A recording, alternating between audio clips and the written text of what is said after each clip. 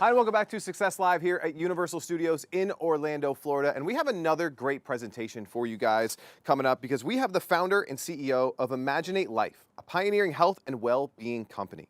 She created the company based on her own extraordinary experience in which she healed her own body and transformed her own life. Her services include keynote speeches, private advisory consulting, and live workshops. She's known as the Possibilities Whisperer. She inspires and empowers others to strengthen their bodies, elevate their minds, and create the lives that they imagine.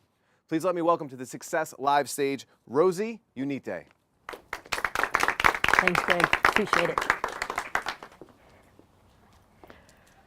Good morning. So, I'd like to ask everyone today, who likes a good love story? By show of hands? Yeah, who doesn't? Now I'd like to ask you, who likes to be in the unknown? Where everything's uncertain, you have no idea what's going to happen next in your life. By show of hands, who loves that?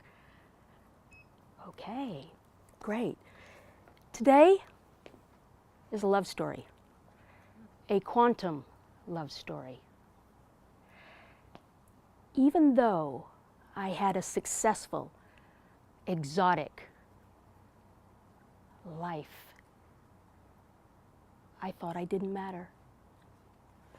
And at my lowest point, where I hit rock bottom and I didn't want to go on, I connected with the unified field, that gorgeous field of energy that connects everyone and everything. And now I know I am unlimited, and I can help you feel that way too. Not your typical love story. I had a charmed life, I think. I am the firstborn of 5 children of immigrant parents, straight A student, tons of academic awards, lots of sports championships, played violin and piano. I actually then went to an Ivy League school and got my MBA, worked in the corporate sector, worked in social impact, lived a jet lifestyle, lots of money, cars, first class travel. I've traveled in 65 countries. I've lived in 8. I've had a phenomenal life. Rather charmed, right? But the truth was I was broken, inside and outside. And the past 40 some odd years all came to head. I was bullied as a child. I was racially discriminated against. I was stalked. I was emotionally abused into adulthood. I was bullied by bosses. I was ridiculed for physical deformities, and I was rejected by family and friends for being gay. I was at my wit's end, and I couldn't go on. I couldn't go on, and I didn't want to go on. And in February of last year, I said, no more. No more. Because I wasn't afraid of dying, I was afraid of not living fully. And so I made the decision to buy a one-way ticket to an island off Africa.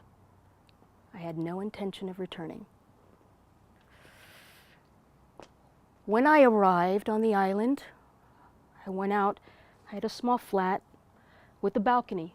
And as you can see here, I had this gorgeous view of the ocean. And I looked down 60 feet below and side to side, and nothing but Mama Mar, which in Spanish means Mama Sea, Mama Ocean. And I looked out and I said, I only have one decision to make. Should I stay or should I go? Do I matter on this planet? And I decided, since nothing had worked in the past, psychotherapy, self-help, woo-woo techniques, nothing had helped. So I thought, okay, self-intervention. I have one chance. Radical idea, the last experiment to save me. And I said, it'll be simple. Tomorrow, from dawn to dusk, I will fill all 5 senses with 100% goodness.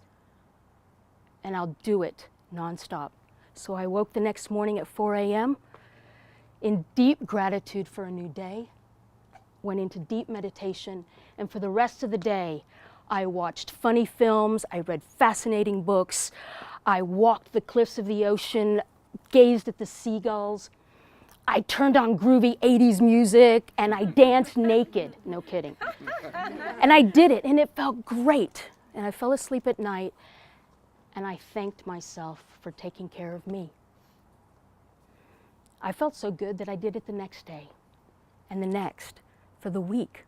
In fact, I was feeling so good, I started saying, te quiero vida, which in Spanish means, I love life. I love life. And it became not just a whisper, but a chant, a mantra. And I would say it into the wind, and I would say it to the grass. And I just said it, but only for my ears, no one else's. And as I did this more, I felt even more elevated. I got a little ballsy. So I said to the unified field, give me a sign. Give me a sign that this is worth it. Give me a sign that I matter. Give me a sign that I belong here. And I did that for a few more days. Felt great, and then a storm came through.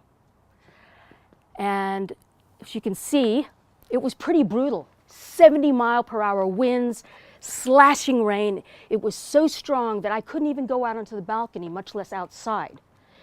And the first day, I stayed inside and continued to dance naked, and anything else, 24 hours.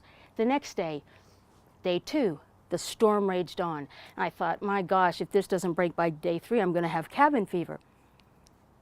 Well, lo and behold, on day 3, the storm broke. I said, woohoo! I went out to the balcony, and everything was sopping wet, just dripping wet.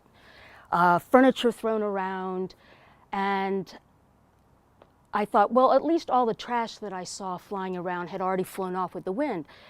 And I was about to walk back into the flat when I saw a piece of paper. I'm like, oh, trash, I should pick it up.